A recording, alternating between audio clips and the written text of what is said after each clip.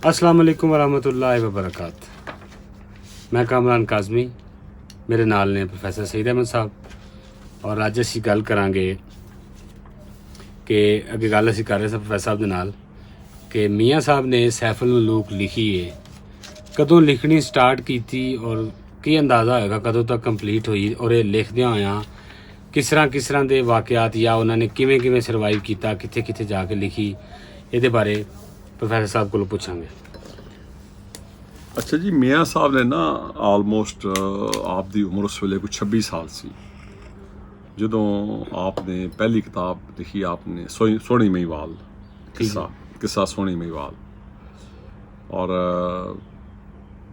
इहदे बाद आपने फिर डिफरेंट किस्से लिखे होर भी, किस्सा शाह मंसूर, किस्सा शेख सनान, और करदे कोई 6 किताबां मियाँ साहब लिखियां। फिर मियाँ साहब ने सैफुल मलूक 7वें नंबर पर लिखी सी एड किताब सैफुल मलूक का मियाँ साहब की। अच्छा, इस तो पहले 6 किताबां लिख चुके सी मियाँ साहब, लेकिन यह जी किताब है ना सैफुल मलूक, ये वड्डे भाई सी आपदे हज़रत मियाँ बाबल बख्श सरकार।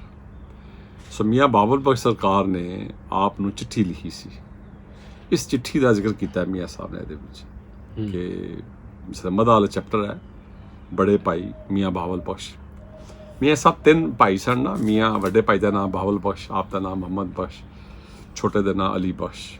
तो इन्हां तिन्हां दा नाम जिहड़ा ये हुजरा शाह मुकीम उत्थे जिहड़ियां हस्तियां ने असूदा खाक, उन्हां दे नावां ते नाम रखे गए, मनसूब किते। हाँ जी, ना उन्हां दे नावां ते वालद साहब चूंकि सिलसिला कादरिया दे सी आप दे, और जिहड़ा हुजरा शाह मुकीम है इत्थों फैज़ हज़रत दमड़ी वाली सरकार नूं इत्थों फैज़ होया सी।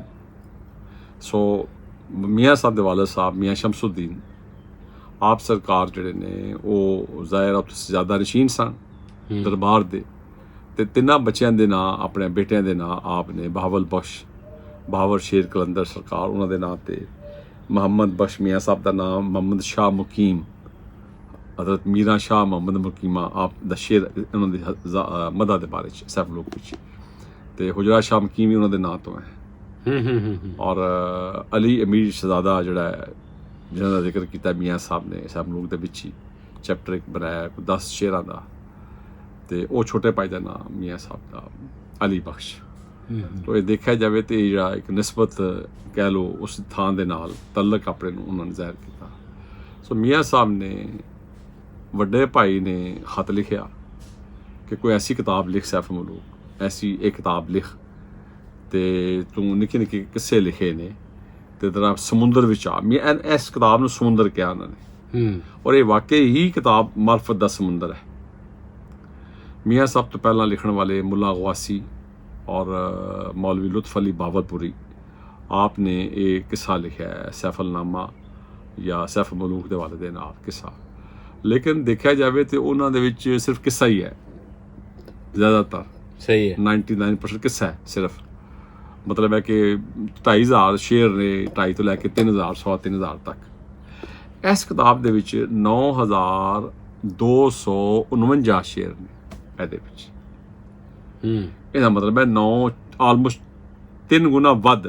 जी। ਅੱਛਾ, ਇਹ ਜਿਹੜਾ 3 ਗੁਣਾ ਵੱਧ ਹੈ ਨਾ ਕਿੱਸਾ ਪਾ ਹੈ, ਕਿਉਂਕਿ ਵੱਡੇ ਭਾਈ ਨੇ ਕਿਹਾ ਕਿ ਇਹ ਕਿੱਸਾ ਜਿਹੜਾ ਨਾ ਇਹ ਪਾਵ ਹੈ, ਤੇ ਪਾਓ ਸ਼ੇਰ ਬਣਾਵੀਂ, ਇਸ ਨੂੰ ਪਾ ਦਾ ਸ਼ੇਰ ਬਣਾਵੀਂ ਤੇ ਫਿਰ ਮੈਂ ਤੈਨੂੰ ਮੰਨਾਂਗਾ।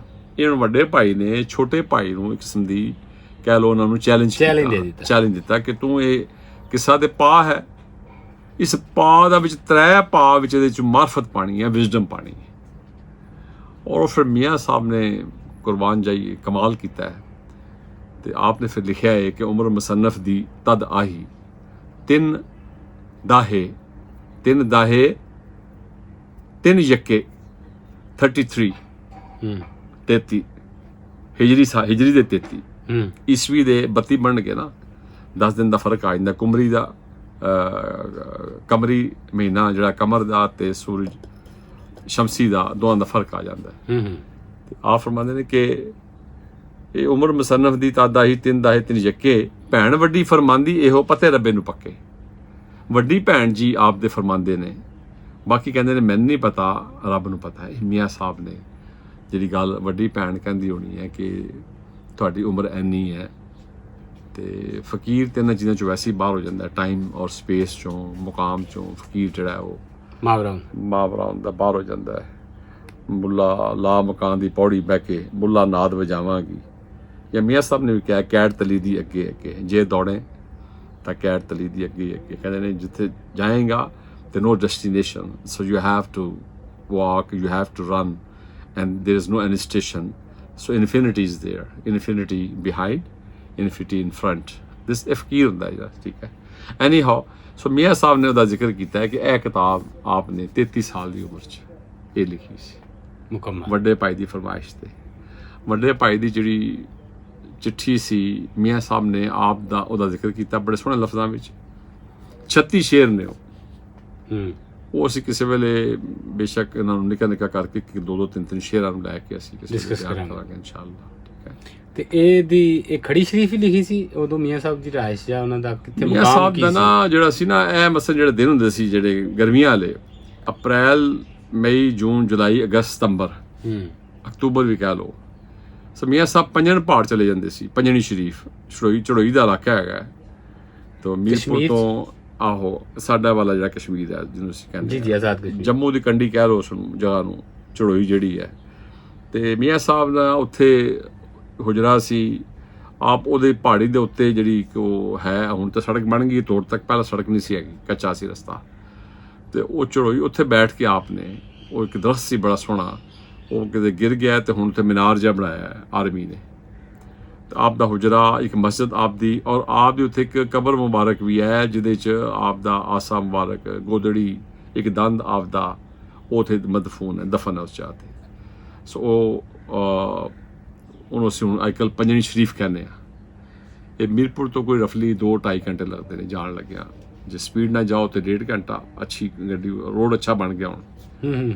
ਤੇ ਮੀਰਪੁਰ ਤੋਂ ਅਕਤੂਬਰ ਤੱਕ ਉੱਥੇ ਆਹੋ। ਫਿਰ ਸਰਦੀਆਂ 'ਚ ਮੀਆਂ ਸਾਹਿਬ ਇੱਥੇ ਥੱਲੇ ਆ ਜਾਂਦੇ ਸੀ। ਖੜੀ ਸ਼ਰੀਫ ਸ਼ਾਦੀ ਤੇ ਕੀਤੀ ਨਹੀਂ ਸੀ ਆਪਨੇ, ਪਤਾ ਮਜਰਦ ਲਾਈਫ ਸੀ ਮੀਆਂ ਸਾਹਿਬ ਦੀ, ਨਾ ਘਰ ਝਾੜੇ, ਨਾ ਸੁੱਕ ਵੁੱਠੇ, ਨਾ ਕੁਝ ਖੱਟੀ, ਨਹੀਂ ਕਿਸੇ ਵੱਲ ਲੈਣਾ ਕੋਈ, ਨਾ ਛੱਡ ਚੱਲੇ ਤਰੱਟੀ, ਨਾ ਕਿਸੇ ਦਾ ਕੋਈ ਲੈਣਾ ਹੈ ਕਰਜ਼ਾ ਹੈਗਾ, ਨਾ ਕੋਈ ਤਰੱਟੀ ਅਸਾਸਾ ਜਾਤ ਪਿੱਛੇ ਕੋਈ ਪੋਜੈਸ਼ਨ, ਉਹ ਨਹੀਂ ਛੱਡ ਕੇ ਜਾ ਰਹੇ।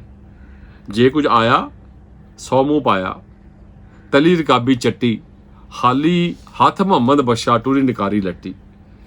ਇਹ ਫਿਰ ਮੀਆਂ ਸਾਹਿਬ ਨੇ ਕਿਹਾ ਕਿ ਖਾਲੀ ਹੱਥ ਮੁਹੰਮਦ ਬਖਸ਼ਾ, ਫਕੀਰ ਜਿਹੜਾ ਨਾ ਉਹ ਇਕੱਠਾ ਨਹੀਂ ਕਰਦਾ ਨਾ, ਪੰਛੀ ਤੇ ਦਰਵੇਸ਼ ਜਿਹੜਾ ਰਿਜ਼ਕ ਨਹੀਂ ਬੰਦੇ ਨਾ ਪਤਾ ਇਕੱਠਾ ਨਹੀਂ ਕਰਦੇ, ਦੁਨੀਆਦਾਰ ਲਗਾ ਨਾਰ ਵੇਲੇ ਫਿਕਰ ਇਸ ਚੀਜ਼ ਵਿੱਚ, ਠੀਕ ਹੈ। ਬਹੁਤ ਸ਼ੁਕਰੀਆ ਜੀ, ਥੈਂਕ ਯੂ, ਮਿਹਰਬਾਨੀ।